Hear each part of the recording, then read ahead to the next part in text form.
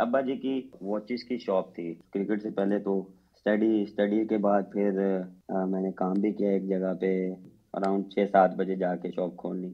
उसके बाद प्रैक्टिस पे जाता था। अस्सलाम वालेकुम नाजरीन, आज जिस दिन का इंतज़ार था वो दिन आ गया। बाबर आजम ने अपने क्रिकेट फैंस के उन सवालात के जवाबात दिए जिनका पहले फैंस को नहीं था पता। बाबर आजम ने अपनी ज़िंदगी के हवाले से राजों से पर्दा उठाया है। वो करते क्या हैं, क्या खाते हैं, क्या पीते हैं, क्रिकेट कैसे शुरू की। लेकिन सबसे अहम सवाल ये था कि बाबर आजम जब गरीब थे तो कैसे वो मोटिवेट हुए क्रिकेट की जानिब, उन्होंने क्रिकेट खेलना कैसे शुरू की। उनके वालिद घड़ियों के मैकेनिक थे और शायद आप एक बात जानकर हैरान भी हो जाएंगे कि बाबर आजम एक दुकान पे काम करते थे। ये तमाम तर तफसीलात आपको हम आज के वीडियो में बताने वाले हैं कि बाबर आजम की कुछ जो पोशीदा बातें हैं जिनका आपको पता नहीं है, क्योंकि बाबर ने बड़े ढेर सारे सवालात के जवाब दिए, जिसमें उनका बेहतरीन बैटिंग पार्टनर, सबसे अच्छी कवर ड्राइव किसकी है, बाबर आजम की शादी कब होगी। बल्कि शादी वाली बातें तो मैं आपको अगले वीडियो में बताऊंगा। लेकिन ये जो चीज़ें थी ना सारी, इन तमाम तर सवालों के जो सबसे पहले सवाल हैं वो मैं आपको बताता चलूं कि बाबर आजम जब गुर्बत के दिन थे उनके ऊपर, तो उनको सपोर्ट किसने किया, कौन सा वो बंदा था जिसने सबसे ज़्यादा सपोर्ट किया पाकिस्तान क्रिकेट टीम का। वो कौन सा प्लेयर है जिसने बाबर आजम का मुश्किल वक्त में उनको हाथ थमाया उनका, और उनको अपने साथ लेकर आए, उनको क्रिकेट खेलना सिखाया और क्रिकेट में उनका नाम बनाया। तो सबसे पहले बाबर आजम के हम निजी ज़िंदगी के बारे में बात करते हैं कि जब उन्होंने कहा कि सबसे जो मुश्किल दिन थे, जो इमोशनल कहें या जिनसे उन्होंने काफ़ी कुछ सबक सीखा, वो दिन थे उनके बचपन के, जब उनके वालिद घड़ियों के मैकेनिक का कारोबार करते थे। उनकी एक दुकान थी जहाँ पर वो घड़ियाँ ठीक करते थे। बाबर आजम बेसिकली एक इंतहाई गरीब फैमिली से ताल्लुक़ रखते हैं। उनके वालिद की घड़ियों की दुकान थी यहाँ पर लाहौर में, और बाबर आजम उनके साथ घड़ियों की दुकान पे जाया करते थे। जब उनको थोड़ा सा ब्रेक टाइम होता था दुकान से, तब बाबर जाकर क्रिकेट खेलते थे, और क्रिकेट खेलते खेलते फिर उन्होंने आज जिस मकाम पर बाबर आजम हैं, इस मकाम को लाने में भी बाबर के पीछे बहुत सारे हाथ हैं। उनमें उन्होंने एक इजाज़ अहमद का नाम लिया, मंसूर राना का नाम लिया, और भी उन्होंने 2-3 नाम लिए जिन्होंने काफ़ी सपोर्ट किया। इस हवाले से बाबर आजम का क्या कहना था, आइए ज़रा आप भी सुन लें। बेसिकली अब्बा जी की जो थी ना वो वॉचेस की शॉप थी रिपेयरिंग की। तो 20 साल उन्होंने 20 से 25 साल उसमें काम किया है, उसमें रिपेयरिंग की है। शुरू में जब क्रिकेट से पहले तो स्टडी स्टडी के बाद फिर हालात ऐसे थे तो फिर थोड़ा सा काम करना पड़ा। मैंने काम भी किया एक जगह पे।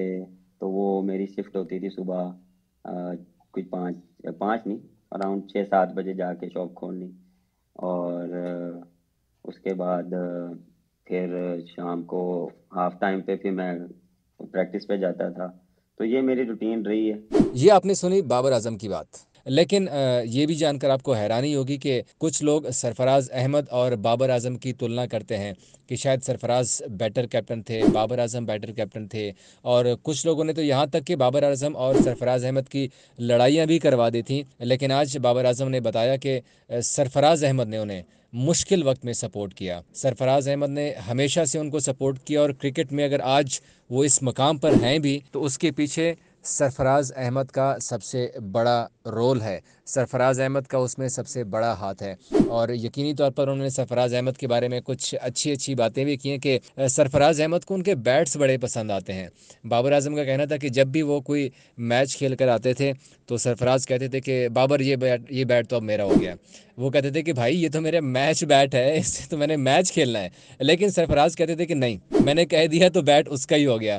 तो इस हवाले से जब उनसे फिर सवाल हुआ कि अब अगर सरफराज उनसे बैट मांगेंगे तो फिर वो देंगे, उसने कहा डेफिनेटली आज जो मैंने बताया तो सरफराज अहमद अब मुझे कॉल करेंगे और फिर मुझे कहेंगे कि अब आपने मुझे अगला बैट कब देना है। जब भी उनकी अच्छी परफॉर्मेंस होती है तो उसके बाद फिर सरफराज अहमद उनसे उनका बैट ले लेते हैं। आपको पता है कि बाबर आजम के बैट बड़े स्पेशल किस्म के बैट्स होते हैं। ग्रे निकल्स जो कंपनी है, बड़ी मारूफ कंपनी है क्रिकेट के, जो बैट बनाती है, पैड्स, जो हेलमेट, ग्लव्स बनाती है, वो बाबर आजम के खसूसी बैट बनाती है।